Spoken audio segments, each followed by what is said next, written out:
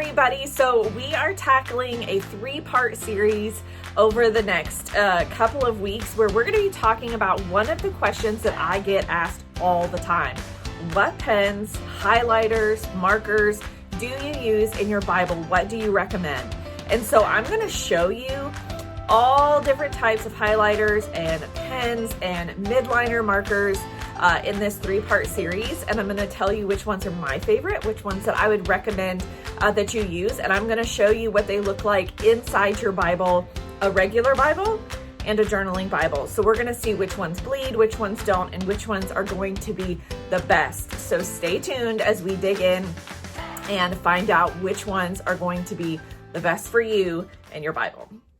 Hey everybody, so part 1, we are talking pens. And maybe you're like me and you love pens and you're a little bit of a pen addict. Maybe you don't know what pens to buy. Maybe it overwhelms you, the selection, the choices. So today we're talking pens that are going to work the best in your Bible. And one thing that I've really found is that the best pen to use in your Bible is a fine tip pen. So less than 0.5 millimeters is going to be the best kind of pen to use in your Bible. Really, the smaller the better. So I prefer a 0.35 millimeter pen, but I'm going to show you a variety today of different pens that you can use in your Bible, which ones tend to bleed just a little bit more, and which ones might be the best option for you as you're trying to study and what format you're using, whether you're using a journaling Bible, a regular Bible, a printed copy, whatever it might be. We're going to test out all these pens and we're going to see which ones might just be the best for you. Hey everybody, so again, we're talking pens, and this is just a sampling of the pens that I'm going to show you today in the Bible that we're going to be writing in. So I'm going to be writing in a journaling Bible as well as a regular Bible, and here's why. Journaling Bible pages tend to be just a bit thicker. So what you would experience in a normal Bible with a pen or a highlighter is not going to be the same experience that you will have in a journaling Bible. And so I'm going to show you both so that you can see the page thickness. Regular study Bibles tend to have thinner pages, and journaling Bibles tend to have just a little bit thicker pages.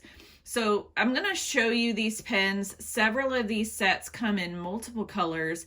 All of them are going to be listed in the description box below for you. But these are the ones that I'm going to show you today that we're going to be testing out. So the first pen that we are going to be testing out is the Sarasa clip pens from Zebra. They are 0.5 millimeter pens, and these do come in a variety of colors, and they are the clickable pens, and the little clips are kind of cool because you can clip them on to things easily.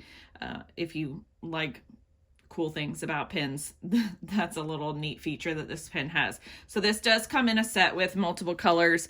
The next is the Uniball Signo Pen.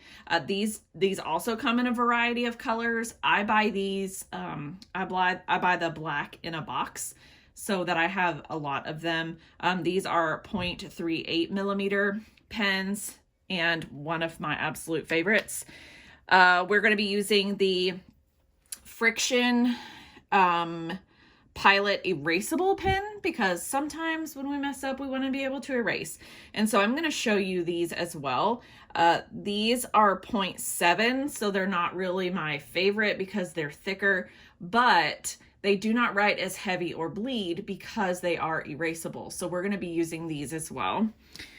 The next one is another one from Uniball. It is a black pen. This does not come in any other color, but this is one of the best black pens that you can use in your Bible. It does not bleed, and it is fine point, so it is one of my favorites to use when I'm writing in my Bible. The next one is Crayola Take Note. These are probably the most affordable pens that I'm going to be showing you today. There's a couple of things to watch out for with these pens. They are washable, so if you get them wet, they are going to smear all over your paper. But they do have really bright and pretty colors, so it's something to look at. The next one is our Pilot Juice Pen. These are 0.5 millimeter. They come in a variety of colors, and they are clickable pens. And finally, the Pilot Gtech C4 pens.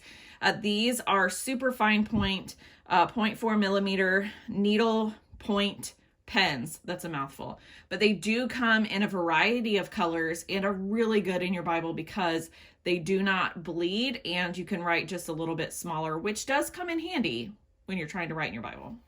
All right, so we are going to start out in a regular study Bible. As you can tell, these pages are super, super thin. You can see the wording through the pages. So here's something that you need to remember. A heavy hand when writing in any Bible is not a good idea. It's better to write a little bit lighter, not push as hard. That's a great tip also for highlighters, to have a light hand when you're writing.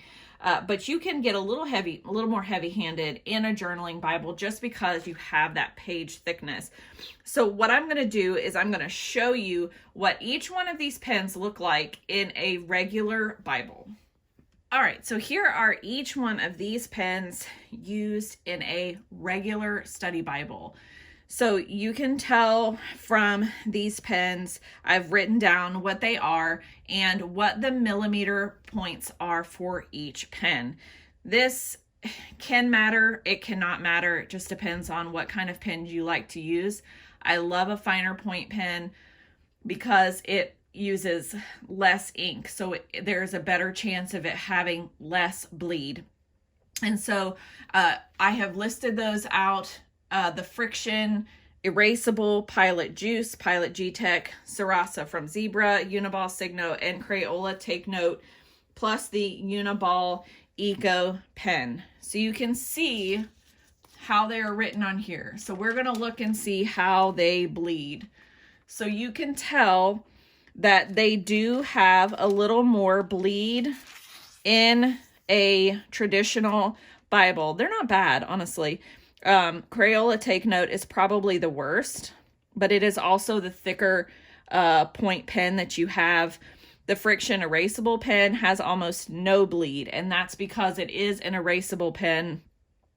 So it is really a good one that I think you can use in your Bible. And if you have an error, of course, you can easily erase it. But see, most of them do have some bleed, even though they're not too bad.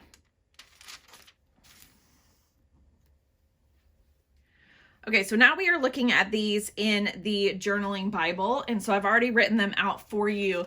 And these pages are just a little bit thicker. They're not quite as thin as a regular study Bible.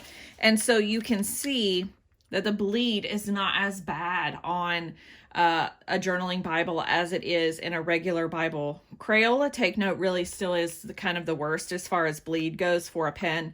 And like I said, the finer the point, the less the bleed. So anything under 0.5 millimeters is going to be a better pen to keep from bleeding as much because it's not putting out as much ink.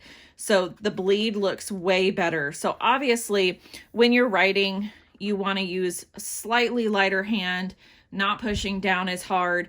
I mean, you're going to see the words through the page regardless because these are thinner pages.